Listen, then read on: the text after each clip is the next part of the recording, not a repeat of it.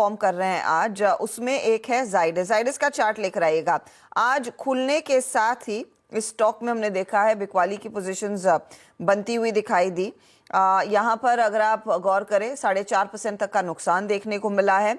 जाइडस को लेकर दो खबरें थी। एक खबर ये थी कि स्टर्लिंग बायोटेक का ये दरअसल 50% हिस्सा खरीद रहे हैं क्योंकि ये प्रोटीन बिजनेस में कंपनी को फर्मेंटेड प्रोटीन बिजनेस में एक्सपोजर मिलेगा, उसको दरकिनार किया है मार्केट ने फोकस किया है दूसरी खबर पर, और जो टेवा से जुड़ी हुई, इनके कॉम्पिटिटर से जुड़ी हुई है।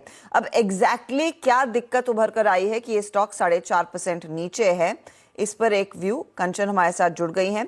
कंचन बताइए इतना नीजक रिएक्शन क्यों और ब्रोकरेजेस क्या कह रही हैं? जी, सबसे पहले अगर हम सिटी की माने तो बिकवाली की राय दे दी है और टारगेट जो है वो कर दिया है 890 रुपए प्रति शेयर का। अब जो टेवा फार्मास्यूटिकल है उनको एसाकॉल एचटी के लिए यूएस एफडीए से मंजूरी मिल गई है।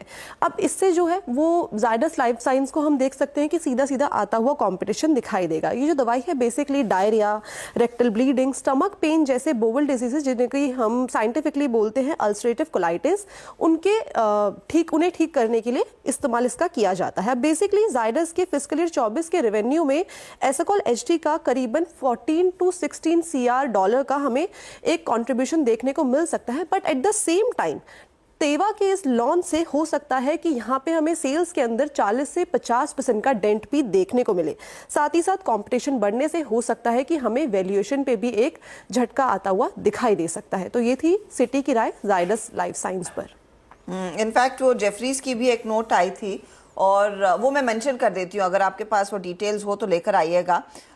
जेफरीज ने बेसिकली कहा है कि रेवेन्यू कंट्रीब्यूशन इस पर्टिकुलर ड्रग का करीब 3 से 4% के आसपास था, लेकिन एबिटा का कंट्रीब्यूशन ज्यादा था। और वो दरअसल अगर टेवा जैसा कॉम्पिटिटर सामने आ रहा है जिनके हाथ वो एक्सक्लूसिविटी रहेगी, वो घटता हुआ दिखाई देगा। ऐसे में आगे चलकर दिक्कत ये होगी कि एबिटा कंट्रीब्यूशन ड्रास्टिकली घटेगा और ऐसी स्थिति में ये रेवेन्यू और एबिटा में योगदान 1 से 3% घटने का अनुमान जेफरीज लगा रहा है। मार्जिन्स पर एक इम्पैक्ट आएगा, वो भी एक कंसर्न है, इसीलिए वो स्टॉक आज खुलने के साथ ही दबाव में। शुक्रिया कंचन।